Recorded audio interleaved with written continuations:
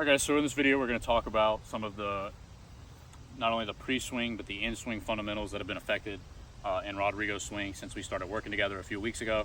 I'm going to have him go through his old pre-shot routine, which was almost kind of non-existent, especially on the driving range, as a lot of players do. They hit ball after ball. They don't visualize the shot, which comes back to that imagery we were talking about, some of that mental game stuff. So for every shot right here, I want you to do exactly what we've been working on. Step back, visualize what kind of shot you want to hit, pick your target, and then execute those swing changes that we've been discussing. Okay. And then I'm going to talk in the video about kind of what those are and how they're affecting our game. Okay. And then we're going to do the same thing for some of these shorter shots. So one ball at a time, which is like I like to practice. It forces us to really go through that routine.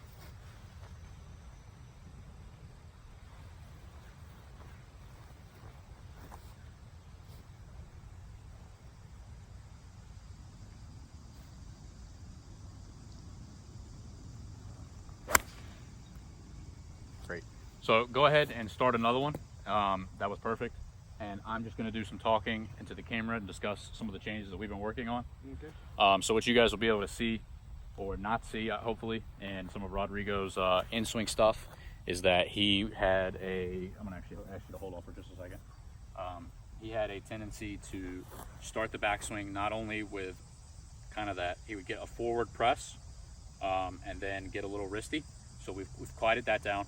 And in addition to that, because of some of the stuff we've talked about in the other videos with his setup, his swing would come back just a little bit over top, and that would affect the shaft angle, where our hands were at impact, and it would hit a lot of shots to the right or kind of duck hooks if we got that loop that we want to try and stay away from.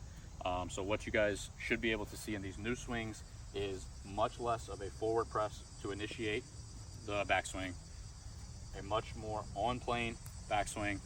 Obviously the stuff we've talked about at the dress, his shoulders are going to be a lot more square now. The left arm is going to be more relaxed. The grip's going to look a lot better. He had a really strong grip before, and it's going to really translate to what you see right here, this straight divot, straight at the target.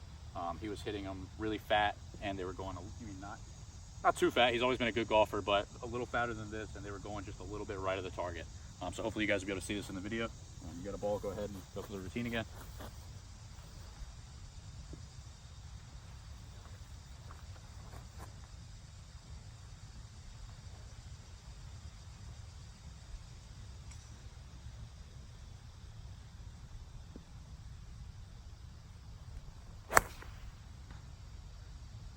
So that one we can actually see a little bit of the old swing coming back into place.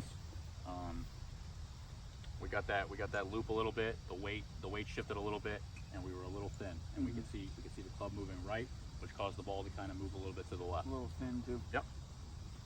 That's okay. We got a good one. We got a good one to show the changes on video, and that's actually kind of showing the old swing, so we can see the difference between the first swing and the second swing. Let's hit just some chip shots to this pin over here. Okay. Same stuff we've been working on. Utilize that bounce down to the bottom of the club. You got enough grass on this lie. Nail the setup. You can see I'm going to talk while Rodrigo's hitting a couple. I'm going to give you a few more to kind of pull back and hit while I'm talking. Some of the things we've worked on in Rodrigo's short game is opening up the feet. That one actually hit the pin. It's a good shot. Opening up the feet at address and opening up that club face. A hair on the bunker shots and the longer shots, but for these shorter shots, these 15-yard just off the green chip shots, he was actually opening up the face too much. So we've got this face more square.